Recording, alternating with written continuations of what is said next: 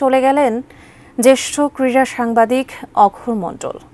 বিকেলে রাজধানীর বিএসএমএমইউ হাসপাতালে চিকিৎসাধীন অবস্থায় শেষ নিঃশ্বাস ত্যাগ করেন তিনি।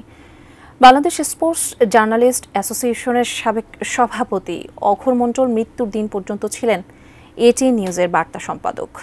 তার মৃত্যুতে শোকের ছায়া নেমে এসেছে দেশের ক্রীড়াঙ্গন ও সাংবাদিক সমাজে। দেশের তরুণ সাংবাদিকরা অঘোর মণ্ডলকে চিনতেন ক্রীড়া সংবাদের উন্মুক্ত বিশ্বকোষ হিসেবেই। মুঠোফোনে ইন্টারনেট সার্চ ইঞ্জিনের এই যুগেও তিনি ছিলেন এক বিস্ময়কর মেধাবী সম্পাদক। লেখক হিসেবে এক্সট্রা টাইম ও ইনজুরি টাইম তার উল্লেখযোগ্য বই। দীর্ঘদিন ধরেই কিডনির সমস্যায় ভুগছিলেন অঘোর মণ্ডল। এর মধ্যে ডেঙ্গুতে আক্রান্ত হলে অবস্থার অবনতি হয়।